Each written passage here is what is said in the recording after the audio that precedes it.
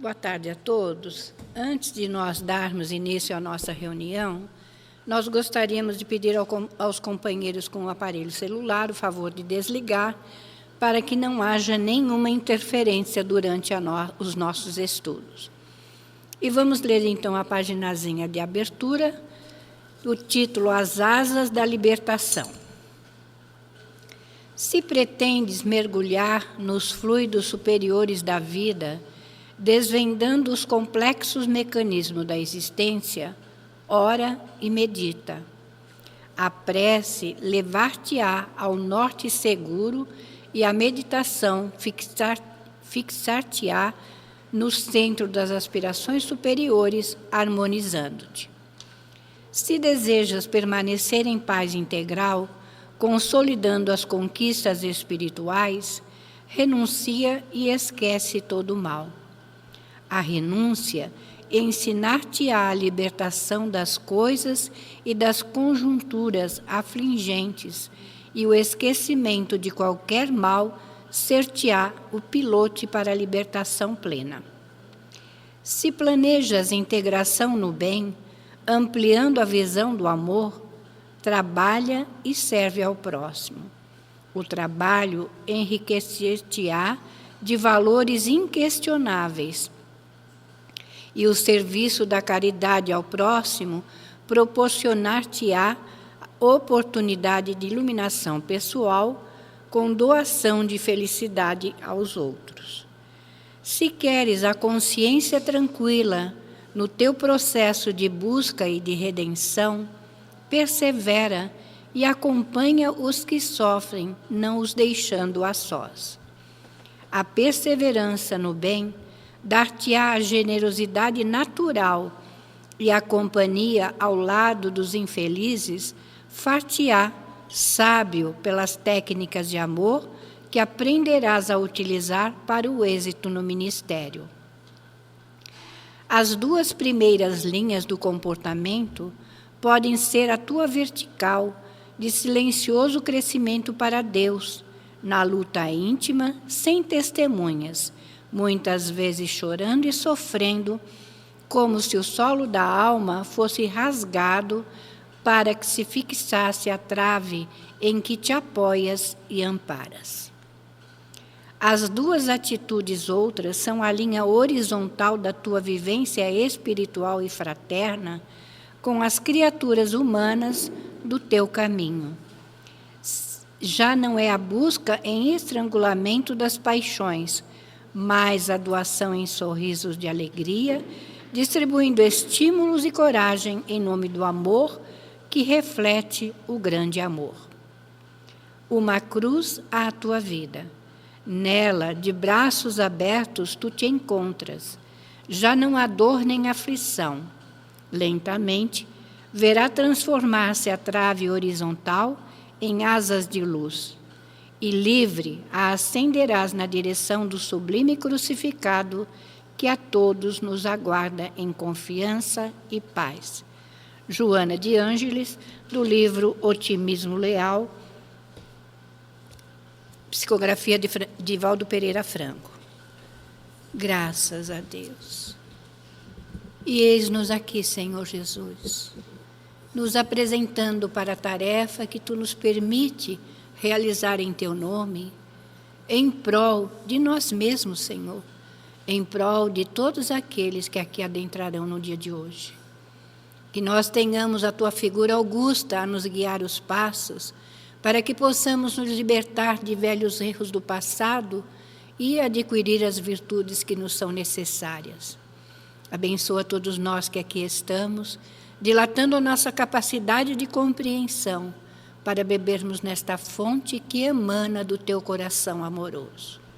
E assim, Senhor, com o coração repleto de gratidão pela Tua bondade, pelo Teu amor, nós Te pedimos que seja em Teu nome, em nome de Maria, em nome de toda a direção espiritual da Casa do Caminho, mas, acima de tudo e sempre, em nome de Deus, nosso Pai, que, encerrando essa prece, possamos dar início ao estudo da tarde de hoje com a nossa Andréia, e que o Senhor possa inspirá-la e intuí-la para que ela nos traga a tua lição de amor e de caridade. Graças a Deus.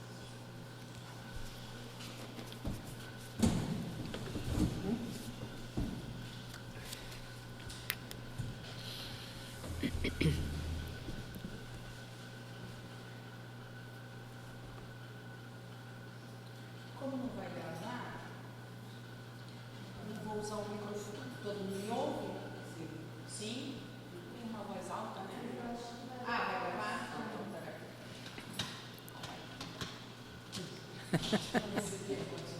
Amor do céu. Enquanto eu vou colocando o microfone, eu quero que todo mundo olhe nos olhos profundos dessa pessoa que está aqui nesse quadro. Todo mundo está olhando para essa imagem? Quem é esse camarada que está aqui? Jesus? Todo mundo tem certeza?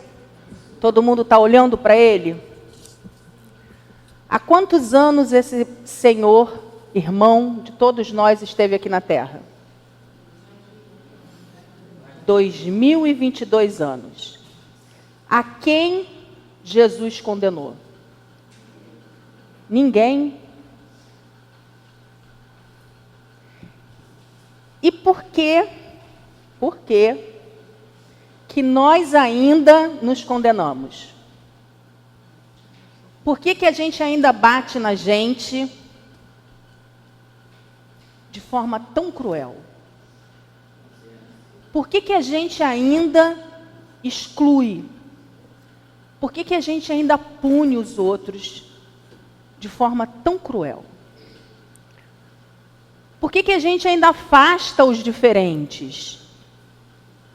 Por que que a gente ainda olha o defeito dos outros? Porque Jesus falava que a medida com que eu vou medir o outro, né, muitas vezes é a própria que eu me dou. Então, se eu sou muito cruel com a Kilsen, eu também sou muito cruel comigo. Se eu sou muito rígida comigo, eu também sou muito rígida com a Kilsen.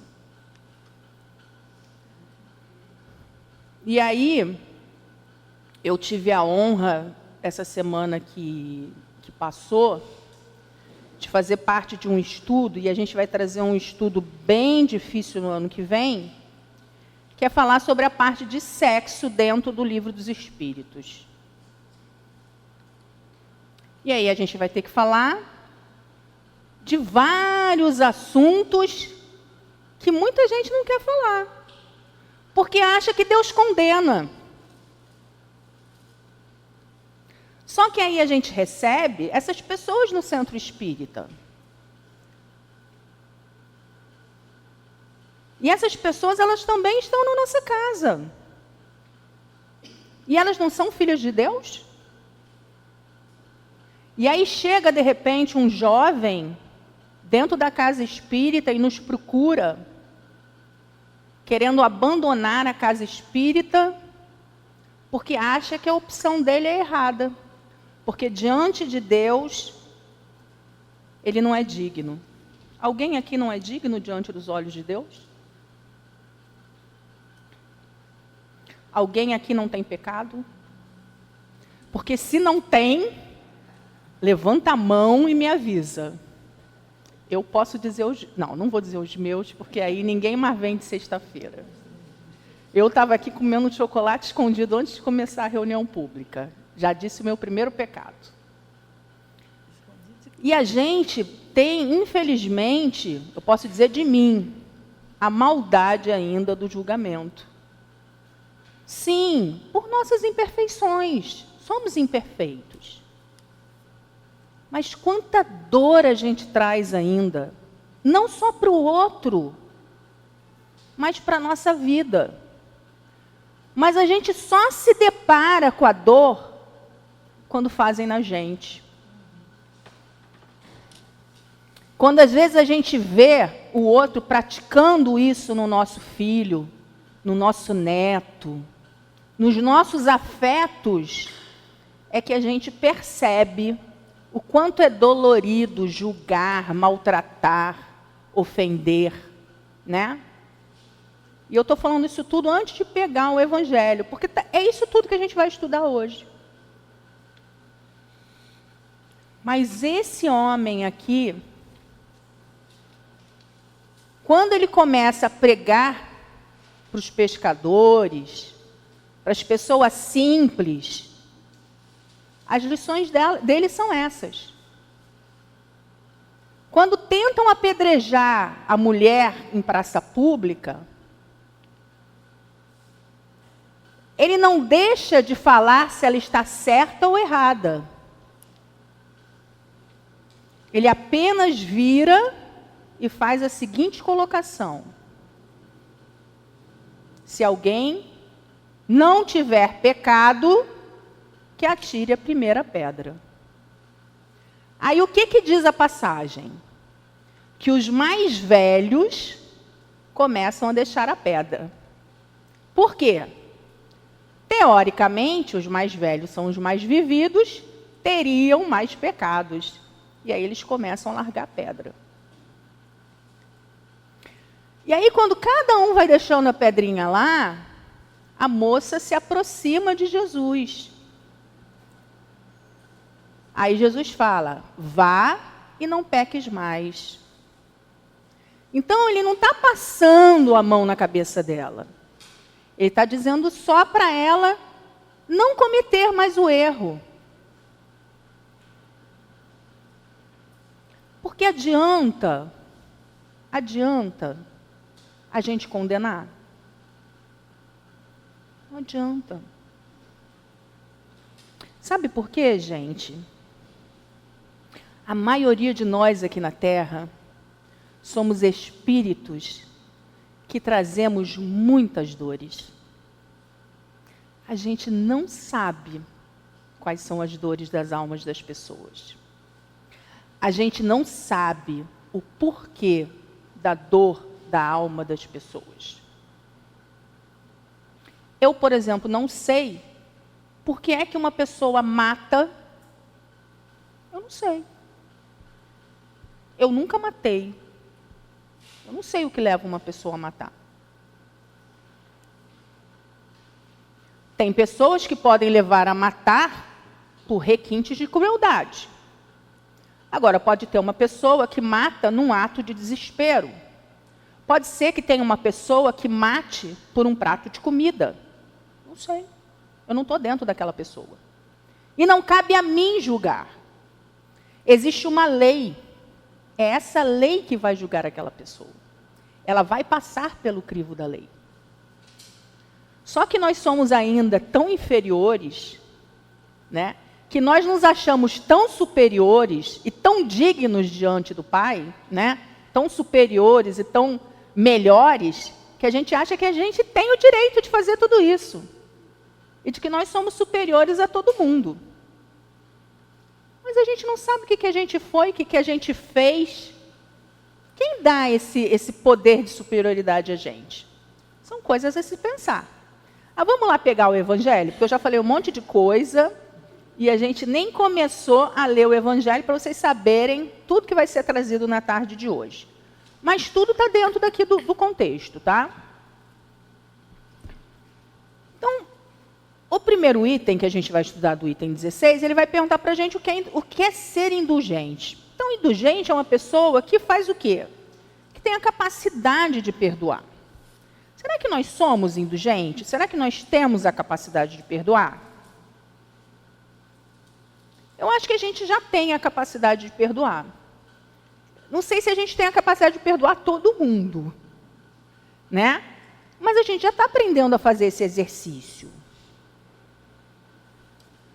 Só que a gente não tem ainda a capacidade de perdoar todo mundo, de perdoar da forma que, né, como Jesus ensinou, né? Então a gente tem que aprender aqui no Evangelho como seria isso, né? Como é realmente ser indulgente? Então, indulgência é uma virtude. E essa virtude é a virtude do verdadeiro cristão. Vamos lá, então, aprendendo a sermos indulgentes. Então, ser indulgente é a gente perdoar, é esquecer a ofensa que o outro me fez, né? Não é aquela pessoa que eu bati, né? Bati nela, e aí no primeiro momento que eu fizer alguma coisa para ela lembrar, mas você me bateu. Em 27 de maio de 1967, eu me lembro daquela surra que você me deu. Isso não é perdoar. Né? Isso não é perdoar. Perdoar, é passar um pano ali e começar tudo de novo. Mas tem gente que é assim, né? Tem gente que parece que guarda aquilo e na hora que vem o negócio, lembra de tudo, né? Vem tudo à tona de novo. Parece até um computador ali. Então, diante de tudo que possa ser reprovável no comportamento do semelhante. Isso é uma pessoa indulgente. Eu estou enrolando vocês porque eu estou tentando achar um capítulo. Não achou? Mas eu vou achar. Não, peraí, deixa eu ver aqui. Aberto aqui, é capítulo 10. Capítulo 10, obrigado. Eu estou lá no capítulo 12, vocês viram como é que eu sou ansiosa.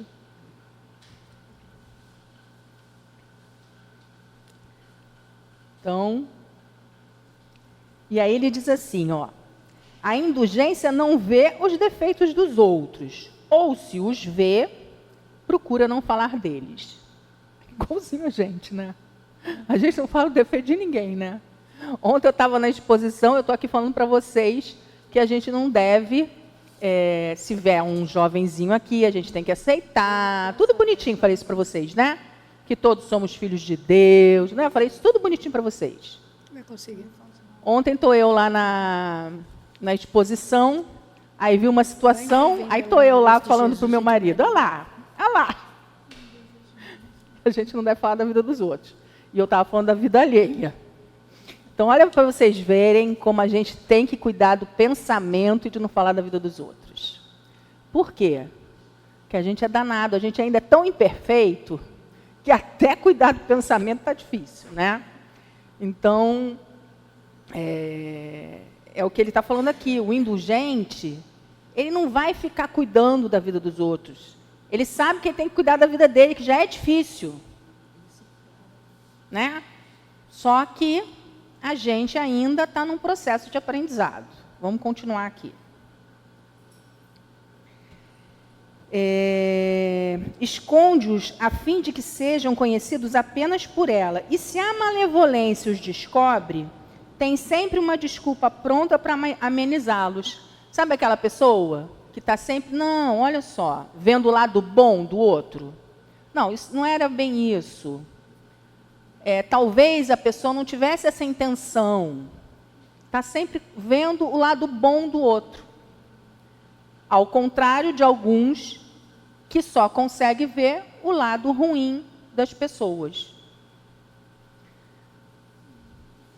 Ou seja, uma desculpa plausível, séria, e não daquelas que, com aparência de atenuar a falta, a fazem ressaltar com pérfida astúcia. A indulgência jamais se ocupa com os maus atos dos outros, a menos que isso seja para prestar um serviço. Porém, mesmo assim, ela tem o cuidado de atenuá-los, tanto quanto seja possível. Não faz observações que possam chocar, não traz censura em seus lábios, apenas conselhos e a maior da parte das vezes discretos. Quando critica alguém, que conclusão pode ser tirada das vossas palavras? A de que vós, que os reprovais, não fizeste o que foi motivo da vossa reprovação, e de que sois melhor do que o culpado. Homens, quando julgares vossos próprios corações, vossos próprios pensamentos, vossos próprios atos, sem vos preocupardes com o que fazem os vossos irmãos. Isso é uma pergunta, tá, gente? A pessoa que está lendo sem entonação. Quando tereis olhares severos somente para vós mesmos? Porque normalmente é aquilo que eu trouxe antes, né? A gente normalmente tem um olhar severo para o outro e esquece de olhar para a gente. Esquece de ver aonde estão os nossos defeitos. E cabe a quem? Cabe a gente consertar o erro do outro? Cabe a gente ver o defeito no outro? Nesse capítulo a gente viu o quê? Primeiro a gente tem que ver os nossos, né, aquele, tirar a trave que está no nosso olho, né? Como é que é a trave A gente quer tirar o cisco do olho do outro quando a gente mas tem uma o título é a trave do argueiro lá, não sei o quê. Porque a gente está sempre olhando o defeito do outro. Por quê? Porque quando eu estou olhando o defeito do outro, eu não me preocupo com o meu. Mas nessa encarnação a gente veio cuidar do outro, a gente veio cuidar da gente.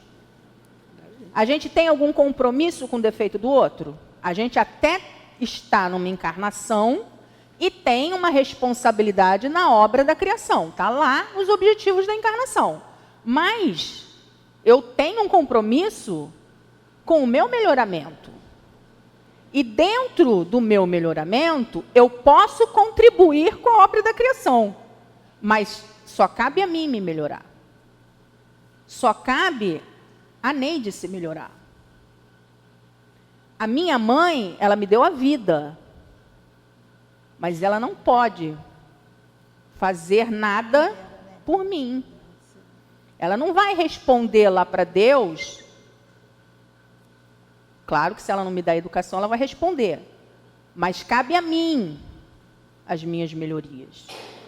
Se eu não caminhar, foi porque eu não quis. Se ela me deu educação, se ela me deu a parte dela, e eu não fiz nada disso, sou eu que vou responder. Não é ela que vai caminhar com as minhas pernas. Isso é muito importante da gente entender.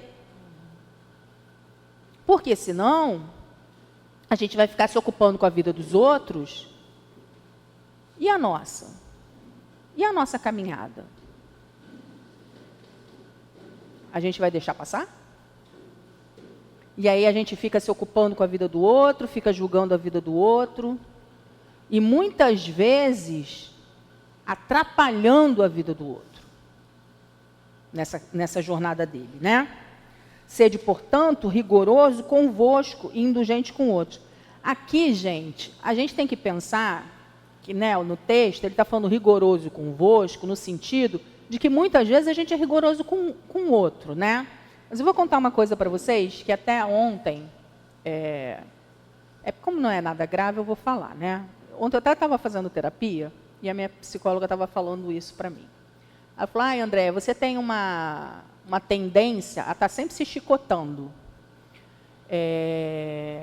E, na verdade, a gente tem que sair dessa história de estar sempre se batendo e sendo tão rigoroso com a gente. A gente tem que sair desse processo de culpa, porque senão a gente paralisa, a gente não consegue andar. Então, não é porque a gente não tem que ser também rigoroso no sentido, né, de estar se flagelando, né? Mas tem que ser rigoroso no sentido de ver que a gente tem que olhar para nós, ver que estamos cometendo erros e perceber o porquê que a gente está fazendo aquilo.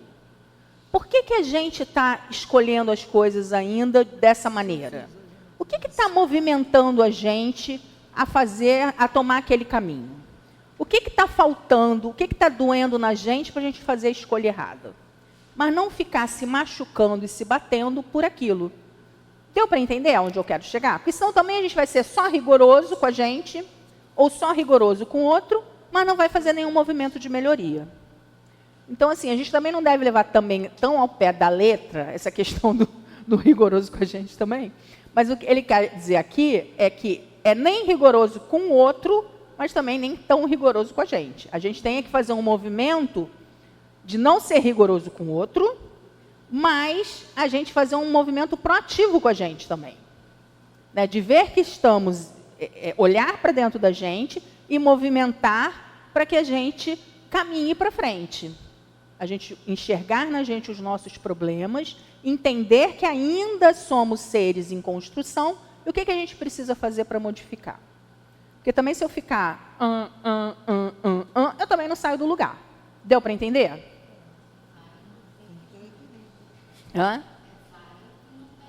Exatamente. Senão, não adianta nada, né? Eu não saio do lugar. Eu fico, vida,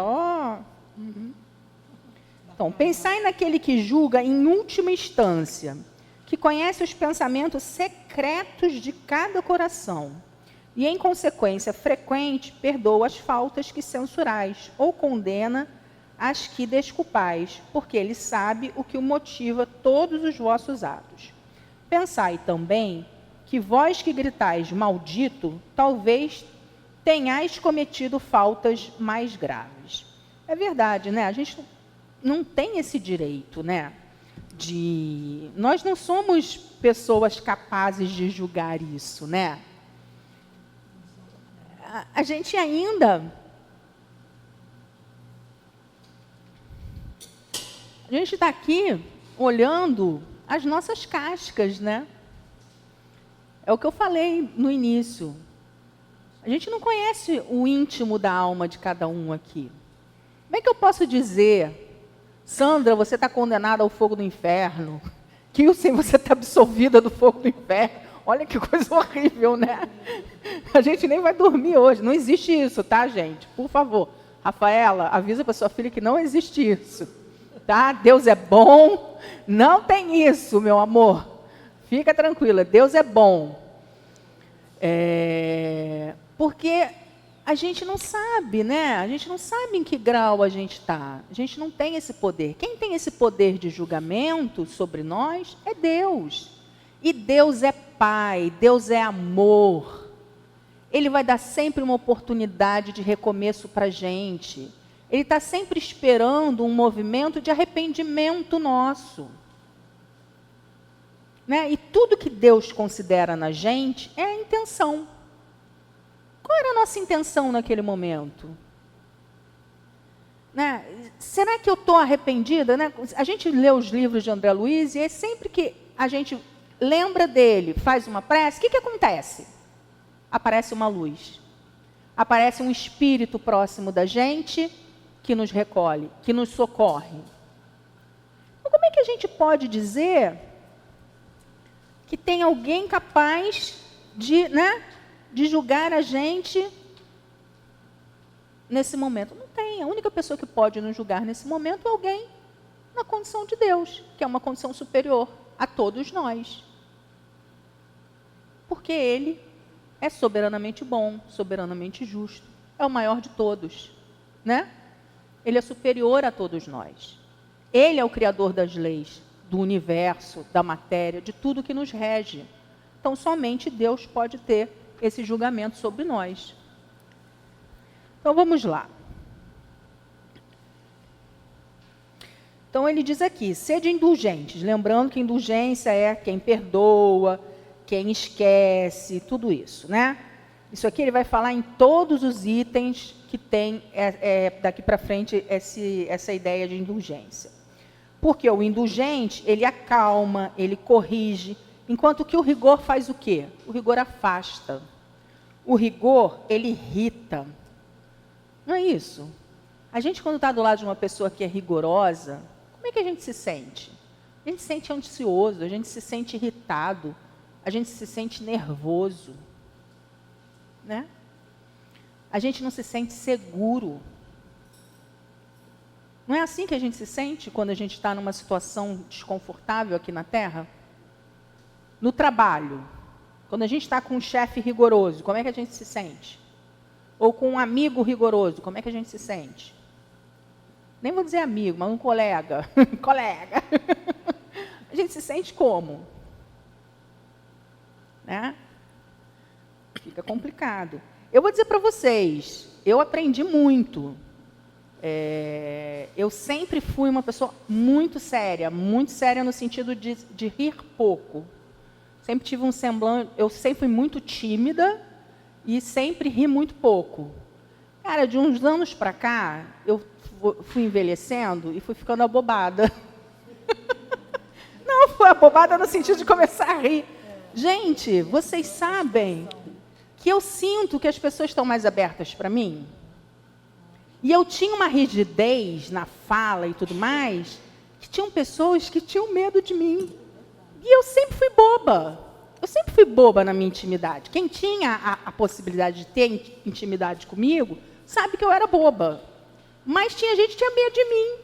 Olha só, eu não comia ninguém. Tipo assim, não comia criancinha, não fazia nada disso.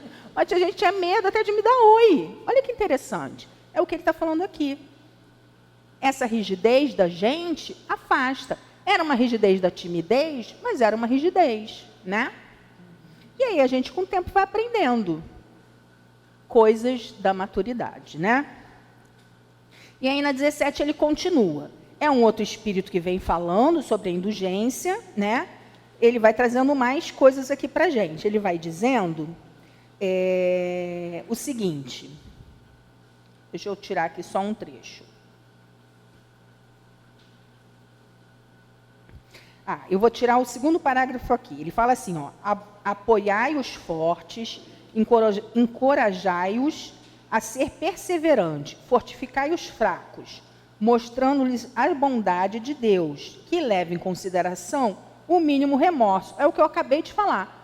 Quando a gente se mostra, né, que a gente tem remorso daquilo que a gente fez, Deus que leva em consideração o mínimo remorso, mostrai a todos os anjos do arrependimento, estendendo suas asas brancas. É o que eu falei. Estamos com remorso daquilo que fizemos. Deus vai ali, ele fala aqui do anjo, mas a gente fala dos espíritos que estão ali debruçados sobre nós para nos socorrer.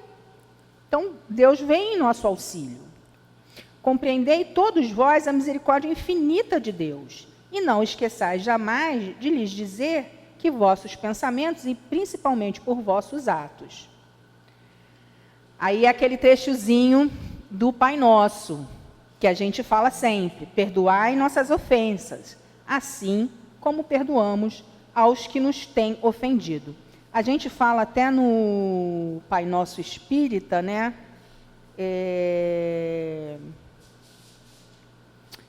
No Pai Nosso Espírita é um pouco diferente, é perdoai nossas ofensas... Agora não vou lembrar. Aos nossos devedores, exatamente. Obrigado, Sandra. Então, assim como nós perdoamos os nossos devedores. E a gente tem que sempre falar isso mesmo, né? Aqueles que a gente tem ofendido, aos nossos devedores, né? Porque essa é a verdade.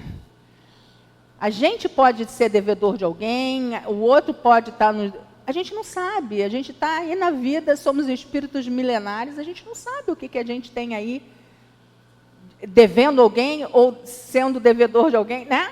A gente tem que estar orando sempre. Compreendei bem o valor dessas sublimes palavras, em que não só a letra é admirável, mas também o ensinamento que essas palavras contêm. A gente tem que sempre implorar o perdão, né, que a gente seja perdoada, ou que Deus nos perdoe, que os nossos inimigos nos perdoem. Se a gente tiver feito algo de errado, que eles nos perdoem, mesmo que a gente não saiba o que tenha feito, porque muitas vezes a gente não lembra mesmo. Às vezes a gente não teve nem a intenção. Mesa mediúnica é muito comum isso. Às vezes tem espíritos que vêm com muita raiva, né? Mostra muita raiva para o médium, e às vezes tem até relação com a gente. E às vezes a gente nem lembra daquele espírito, né? Não sabe nem qual encarnação que a gente viveu com aquele espírito. E aquilo foi uma construção daquele tempo que a gente viveu, mas que a gente até já modificou. Aquele espírito naquela época, né, que viveu com a gente, conheceu a gente ali. A gente modificou, mas ele não percebeu. Às vezes ele está parado no tempo e não viu a nossa caminhada. E a gente tem que pedir perdão, sim. A gente pode não lembrar o que fez, mas provavelmente a gente cometeu erros. E a gente deve pedir perdão. É aquela velha história, não interessa quem está certo, quem está errado. Eu gosto sempre de falar essa frase, né? Minha mãe falava sempre isso para a gente. Falava não, fala, porque ela está viva aqui, gente. O pessoal costuma dizer que eu adoro matar todo mundo. Minha mãe está viva. Não é o espírito dela que está aqui. A amiga da minha filha, toda vez que ela vinha na reunião, ela fala assim, gente, mas afinal de contas, a Alba está viva, porque ela só fala... Porque quando a Alba, ela pensou que eu já tinha matado a Alba. Não, a Alba está viva também, gente. A minha mãe sempre fala assim, quando um não quer, dois não brigam. É verdade, né? Então, toda história tem dois lados. E às vezes a gente magoa sem saber. sem perceber. E aquela pessoa leva aquela mágoa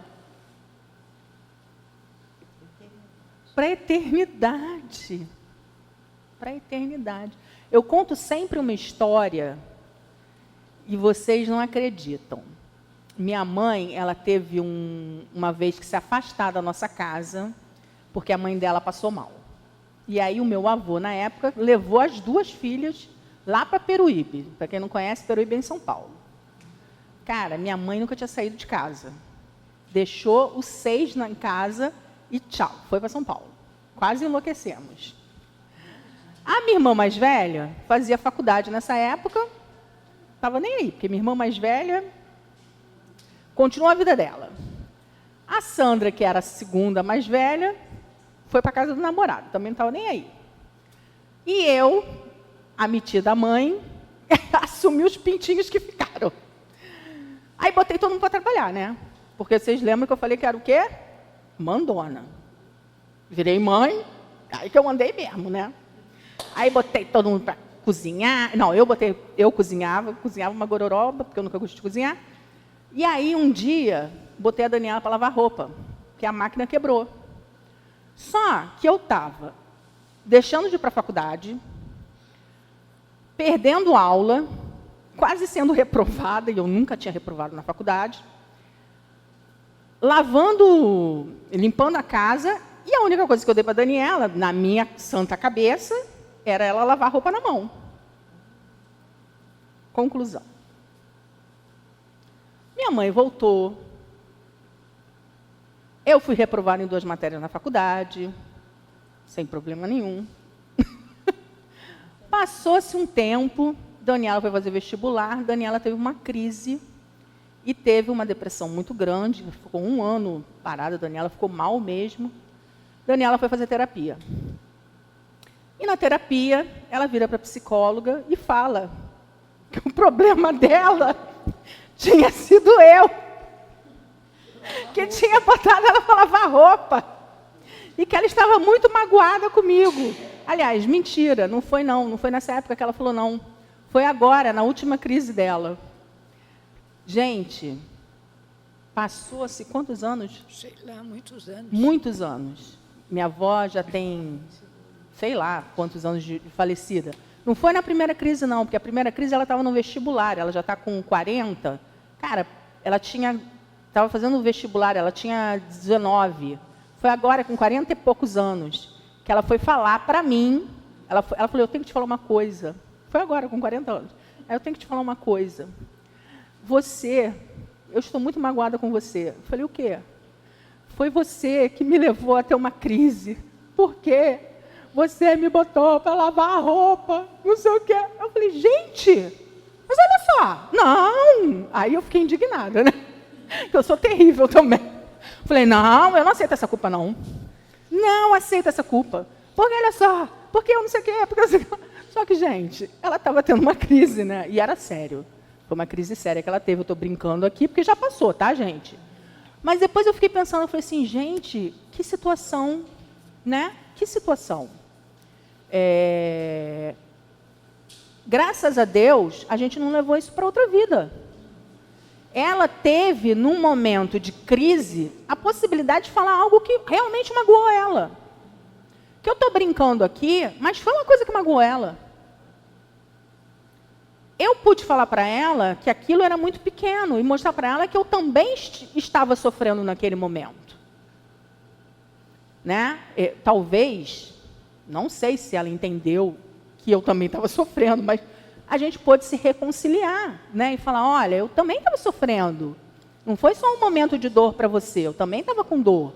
E a gente se reajustar ali. Mas imagina se a gente não se reajusta.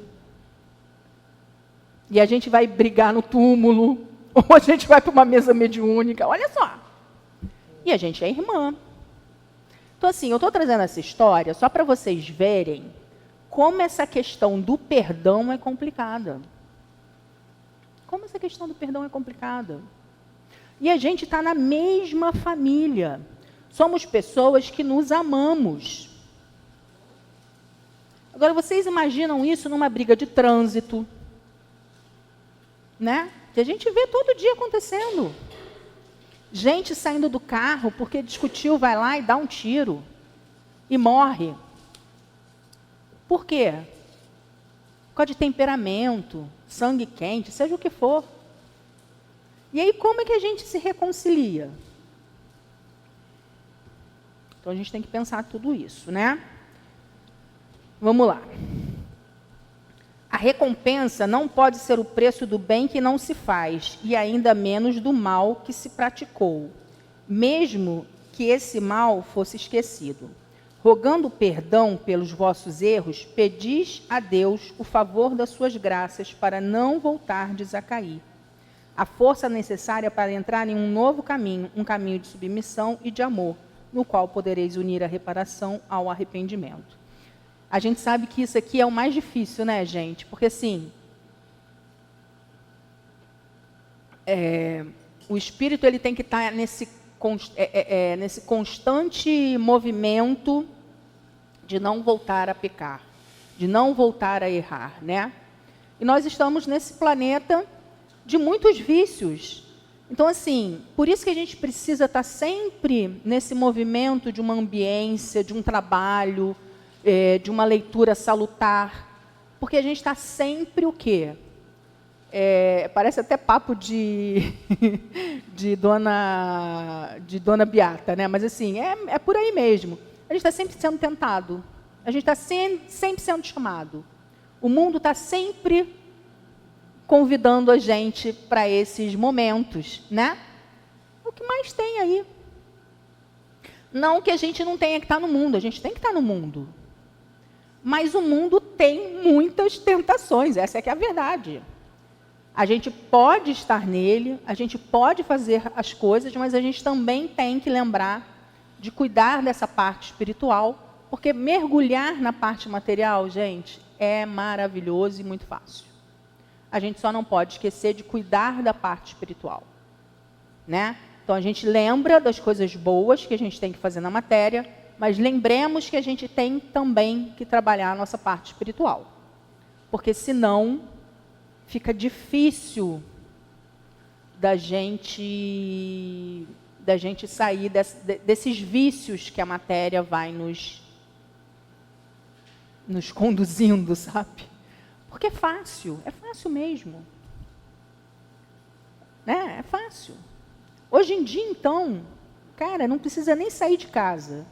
Chega na tela do computador, chega no ouvido, chega na tela do celular.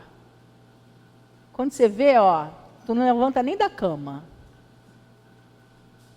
E eu não estou falando do filho não, tá? Estou falando de mim. Eu adoro, eu fico na cama e eu fico ali, se deixar eu nem levanto. Eu me perco ali. Porque a gente adora falar da criança, do adolescente, mas, gente, o universo para adulto é uma maravilha. Dá para usar com sabedoria? Dá. Dá para usar com total sabedoria. Mas a gente tem que lembrar que para cair é fácil também. E a gente não pode ser inocente. A gente não pode ser inocente e achar que a gente está blindado de tudo. A gente não está blindado de tudo. Uma prova disso foi a pandemia para a gente. Quando a gente estava aqui mergulhado nessa casa, o tempo inteiro, 24 horas, parecia que estavam num mundo perfeito. Parecia. Porque a gente estava aqui em todos os trabalhos, sábado o dia inteiro, domingo de manhã, segunda-feira, terça-feira, quarta-feira, quinta-feira.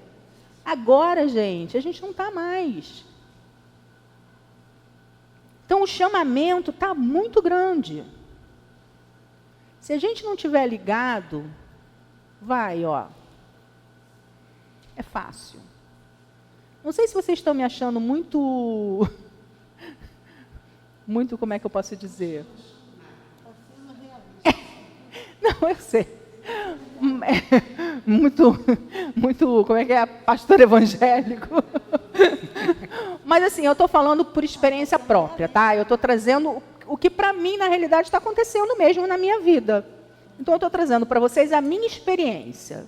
Isso está acontecendo para mim direto. Eu estava muito mergulhada aqui e para mim estava muito ótimo. Eu estava envolvida com todas as tarefas da casa. Agora é mais complicado. Eu tenho que fazer um exercício muito grande para estar ligada com o plano espiritual, para estar estudando, né? É mais difícil, mas não é impossível, tá? Vamos lá. E aí ele continua na 18. Aí na 18, o que ele traz de novo? Ele traz a questão da caridade, né? Ele acrescenta a questão da caridade, que a gente deve ter a caridade, né? De não ficar apontando o defeito dos outros, de não ficar julgando os outros, né? Então, ele diz assim, a verdadeira característica da caridade é a modéstia e a humildade, que consiste em ver os defeitos dos outros apenas superficialmente. Não é que eu não tenho que ver que os outros têm defeitos, mas eu não tenho que ficar cutucando. Eu tenho que saber que existem defeitos no mundo. Até porque eu estava lendo um livro com o Daniel e achei muito interessante esse livro. O livro se chama Simplício. E o Simplício, ele é um cara que ele queria um binóculo. Ele queria um binóculo para ver o mundo. E aí ele manda ajustar o binóculo dele, porque estava perdendo a visão, para ver tudo perfeito. Só que vendo tudo perfeito, ele vira um banana, porque as pessoas começam a enganar ele. E aí ele manda, então, que ele quer ver tudo como é na realidade. E aí ele vendo tudo na realidade, ele começa a ficar ácido. Ele começa até a ficar cruel. E aí eu acho interessante porque a criança, ela tem que fazer... A criança é ótima, né? O Daniel já é adolescente. O adolescente tem que fazer uma leitura. O Simplício, primeiro, pediu para ver a bondade. Depois, ele pediu para ver a verdade. Então, qual é a conclusão que a criança chega? Se ele vê a bondade demais, ele fica inocente demais. Se ele pede para ver a verdade demais, ele chega a beirar a crueldade. Então, qual a conclusão que você chega? Como é que o Simplício tem que ver a vida? E aí o aluno tinha que descrever ali como é que deveria ver a vida, né? E aí eu acho muito interessante, porque aí você passa a ter uma visão crítica daquilo, né? Que é a realidade. Você tem que ver a vida da maneira real, né? Que existem pessoas que têm um lado bom, né? Que elas fazem coisas positivas, assim como elas podem fazer coisas erradas também, e a gente tem que ver a vida da forma como ela é, real, com os olhos bem abertos, né? E aí o adolescente tinha lá que descrever que o Simplício, na verdade, tinha que olhar a vida com seus próprios olhos, tirar as suas próprias conclusões daquilo que ele enxergava, e não ter um olhar fantasioso daquela realidade. Então, assim, é mais ou menos, comparando, o que ele está dizendo aqui. A gente tem que ver as pessoas com os olhos verdadeiros, né? Sem ser fantasioso e sem ficar apontando, né? A gente tem que ver que o outro tem erros, mas também não passar a mão na cabeça, mas também não ser cruel com o outro, né? E aí, eles vêm para os 3 últimos itens, que ele fala assim: é permitido repreender os outros, observar as imperfeições dos outros, divulgar o mal dos outros? Na 19, ele fala assim: ninguém sendo perfeito, segue-se que ninguém tem o direito de repreender seu semelhante? Então, não é que ninguém tem o direito de repreender seu semelhante, mas depende de como a gente repreende, né? Aí ele diz aqui, certamente não, porque cada um de vós deve trabalhar visando o progresso de todos. Aí eu volto àquilo que eu sempre repito. Nós temos um papel diante do progresso, diante da encarnação, né? Aquilo que eu falo sempre. No objetivo da encarnação, está lá na resposta. Nós temos uma parte que nos cabe na obra da criação. Então, nós temos, sim, um papel de auxílio. Mas como que é esse auxílio? De moderação. Então, por exemplo, a Sandra, a Kilsen, a Silvia, a Patrícia, quem mais? Que trabalha... Não, o pessoal que trabalha na evangelização. Elaine, acho que é só, né, que trabalha na evangelização. Essa turma que trabalha na evangelização estão diretamente ligados com a parte de educação. Aí vê uma criança passando, vê um adolescente passando, vê um jovem passando. Não estão em aula, mas estão fazendo bobagem. Fica quieto. Mas vai falar assim, opa, olha aí, não pode fazer isso não. Não vão repreender assim. Não é? Vocês repreendem assim? Como se estivesse no botequim, né? Estivesse na feira de São Cristóvão? Não, né? Vocês vão com todo amor e carinho falar, meu amor, olha só, está acontecendo um trabalho aqui na casa, não faz isso não, aqui não pode correr. Ou senão até, né, como a gente gosta muito de fazer aqui na Casa do Caminho, chegar lá e abraçar, olha meu amor, não pode descer a rampa assim não, né? Cada um do seu jeitinho, não estou aqui querendo ensinar ninguém o Padre Nosso, né? Mas cada um do seu jeitinho, chegar e falar com o adolescente, com a criatura, ou ver que aquela pessoa está passando por um problema, chegar e conversar, levar, né, para às vezes tomar um passe, alguma coisa assim que a pessoa precisa, né? A gente sabe que esse é um dever da gente. É o que ele está dizendo aqui. Cabe a gente falar com aquela pessoa que está fazendo ali, às vezes, uma coisa que não cabe naquele momento. Agora, depende tudo da forma como a gente vai conversar com a pessoa. A mesma coisa se a gente estiver com um adulto, se a gente estiver com um trabalhador na casa, né? Quantas vezes a gente aqui no salão teve atitudes que não pode ter dentro do salão e fomos repreendidos? Ou a gente vai ficar de boca calada? Ah, não. Está errado, mas eu não vou falar não. Ah, não quero me queimar, não. Ah, não. Mas aí eu me queimo diante do plano espiritual, né? É melhor. Fico queimada lá no plano espiritual, é melhor. Eu não me queimo aqui para a galera, para não ficar ruim com os amigos, mas eu me queimo lá com o Dr. Herman. Tá bom. Não é assim, né? A gente tem que pensar bastante. Na 20, é repreensível observar as imperfeições dos outros quando desse fato não resulta nenhum proveito para eles, ainda que tais imperfeições não sejam divulgadas? Tudo depende da intenção. Certamente que não é proibido ver o mal, quando o mal existe. Seria mesmo inconveniente ver por toda parte apenas o bem. Essa ilusão causaria danos ao progresso. O erro consiste em fazer essa observação em detrimento do próximo, desacreditando-o perante a opinião pública, sem necessidade. Seria ainda repreensível fazê-lo apenas para satisfazer a si mesmo, com um sentimento de malevolência e de alegria por encontrar os outros cometendo faltas. Aqui a gente tem casos, por exemplo, às vezes são pessoas que dentro do centro, você sabe que aquela pessoa está fazendo algo errado, mas as outras pessoas não estão percebendo. Você precisa sair divulgando para todo mundo? Não. Às vezes já aconteceu, raro, aqui na Casa do Caminho, então é muito raro. Mas eu já vi acontecer, por exemplo, de uma pessoa ser convidada para sair da casa, e aí todo mundo querendo saber por que a pessoa foi chamada para sair, não sei o quê, e o outro ter que expor a pessoa só porque todo mundo queria saber por que a pessoa saiu. E não tinha necessidade daquilo. Ou a própria pessoa que saiu acabou contando uma inverdade e aí teve que se explicar porque a pessoa contou a mentira. Então, assim, gente, não tem necessidade de expor. Sabe, a gente fica nesses...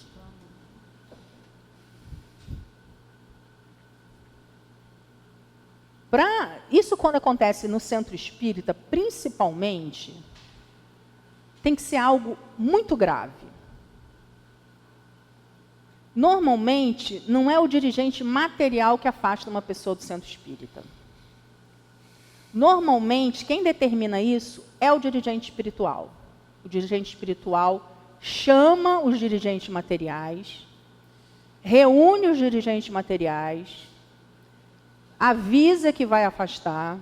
Normalmente, dá várias oportunidades, chama aquela pessoa para depois afastar.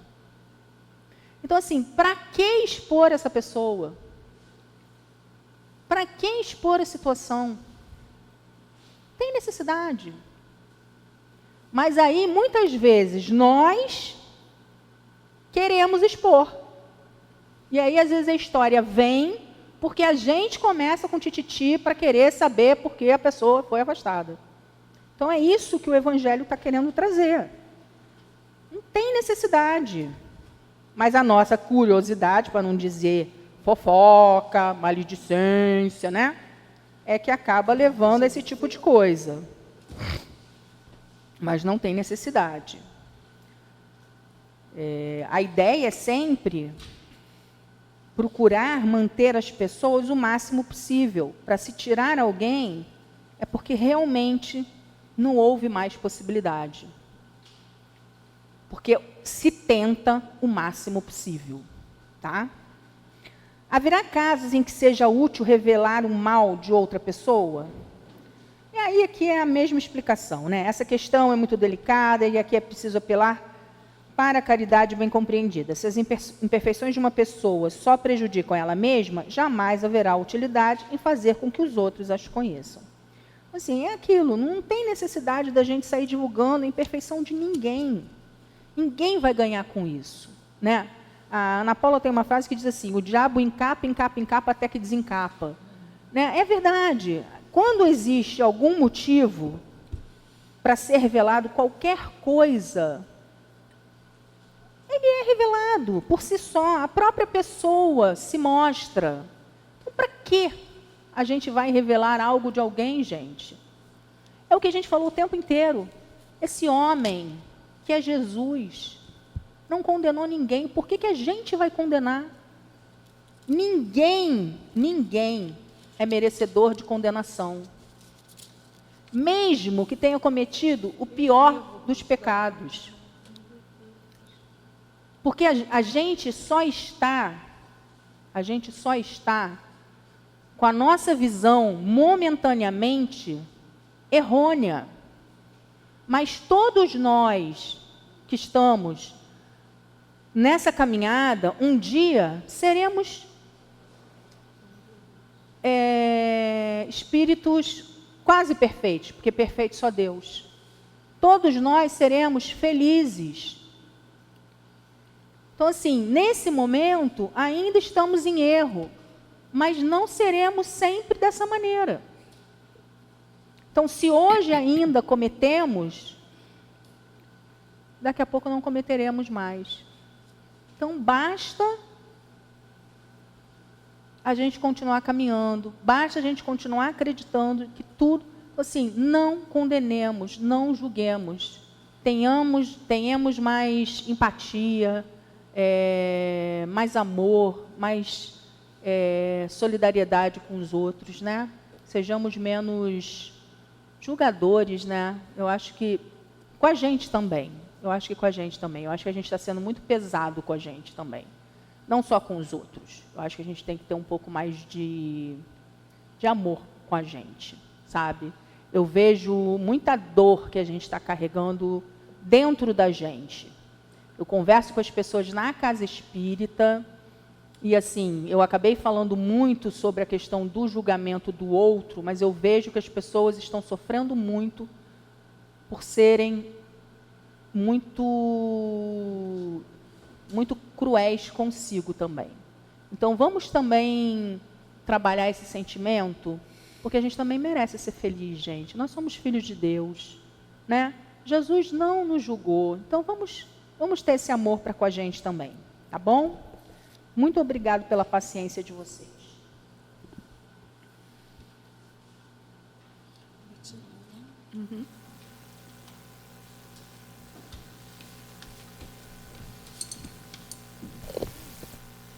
do livro Fonte Viva, pelo Espírito de Emmanuel, psicografia de Francisco Cândido Xavier. Lição 23, ante o sublime. Não faças tu comum o que Deus purificou. Atos, capítulo 10, versículo 15. Existem expressões no Evangelho que, a maneira de flores a se salientarem no ramo divino, devem ser retiradas do conjunto para que nos deslumbremos ante o seu brilho e perfumes peculiares. A voz celeste que se dirige a Simão Pedro, nos Atos, abrange horizontes muito mais vastos que o problema individual do apóstolo. O homem comum está rodeado de glórias na terra. Entretanto, considera-se num campo de vulgaridades, incapaz de valorizar as riquezas que o cercam. Cego diante dos espetáculos soberbos da vida que lhe emoldura o desenvolvimento, tripudia sobre as preciosidades do mundo, sem meditar no paciente esforço dos séculos que a sabedoria infinita utilizou no aperfeiçoamento e na seleção dos valores que o rodeiam. Quantos milênios terá exigido a formação da rocha? Quantos ingredientes se harmonizam na elaboração de um simples raio de sol? Quantos óbices foram vencidos para que a flor se materializasse? Quantos esforços custou a domesticação das árvores e dos animais? Quantos séculos terá empregado a paciência do céu na estruturação complexa da máquina orgânica em que o espírito encarnado se manifesta? A razão é luz gradativa diante do sublime. Não te esqueças, meu irmão, de que o Senhor te situou a experiência terrestre num verdadeiro paraíso, onde a semente minúscula retribui na média do infinito por um, e onde águas e flores, solo e atmosfera te convidam a produzir em favor da multiplicação dos tesouros eternos. Cada dia, louva o Senhor que te agraciou com as oportunidades valiosas e com os dons divinos. Pensa, estuda, trabalha e serve. Não suponhas comum o que Deus purificou e engrandeceu. Graças a Deus. Agora os médiuns vão se posicionar para o passe.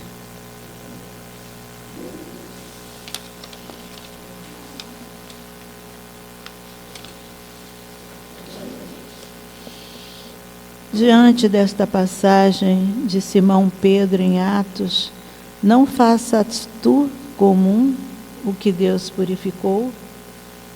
Nesse pensar, Emmanuel abrange horizontes muito mais vastos que o problema individual. E a doutrina espírita, através de múltiplas maneiras, nos auxilia a compreender e ampliar a importância da nossa existência no processo da nossa evolução como espíritos imortais. Seja qual forem os desafios da vida, a queixa reflete rebeldia. Habituando-se às queixas, tornamos-nos pessoas amargas, reclamando de tudo, de má vontade contra tudo e todos, entrando assim em desequilíbrio. E diante desse processo, vale aplicar o recurso que nos oferece o Evangelho, para preservar as forças do bem e da esperança, mudando assim o nosso modo de pensar, de sentir e de agir. Enfim, ter gratidão à vida, percebendo que justamente aí está o exercício o esforço para vencer as suas más tendências. Na realidade, é a renovação quando se deseja crescer no íntimo, no convívio com o outro irmão em caminhada, que acontece no hoje, no agora, construindo um futuro em novos rumos, desenvolvendo a força do bem e do amor em nós, fazendo o nosso melhor. Essa decisão terá que ser pessoal, nascida do processo de autoconhecimento. Porém, essa mudança não ocorre de uma hora para outra. É necessário compreender que o esforço de renovação interior é contínuo na luta do dia a dia, porque a nossa transformação, o nosso aperfeiçoamento moral consomem inúmeras encarnações. Então vamos aproveitar essa oportunidade dessa encarnação para que a gente possa realmente valorizar todo o aprendizado, praticando os ensinamentos do nosso Mestre Jesus nos deixou. E diante do espetáculo da vida, vamos meditar no esforço dos séculos em tudo que Deus criou. Vamos trabalhar como algo sublime e que na Terra, seja natureza, seja mineral, vegetal, animal, temos que respeitar como uma dádiva dada por Deus para o nosso crescimento. Tudo que existe à nossa volta nos ajuda a enfrentar os desafios do crescimento. Entretanto, é necessário cuidar do corpo como cuidamos da nossa alma, persistindo no esforço diário do crescimento moral e intelectual, superando as nossas imperfeições, renovando nossos hábitos, desenvolvendo o amor que nos leva a fazermos pelo outro o que gostaríamos que os outros nos fizessem, modificando assim a nossa atitude diante de nós mesmos e do mundo. Lembrando sempre, a razão é luz gradativa diante do sublime. E Emmanuel, finalizando esta lição, ressalta que o Senhor nos situou na experiência terrestre num verdadeiro paraíso. Portanto, estamos no lugar certo, com as pessoas certas, no momento certo, para que possamos aprender e evoluir, porque essa é a lei do universo. Então, sejamos gratos a Deus, ao nosso Mestre Jesus, a cada dia a oportunidade dessa reencarnação. Que assim seja, graças a Deus.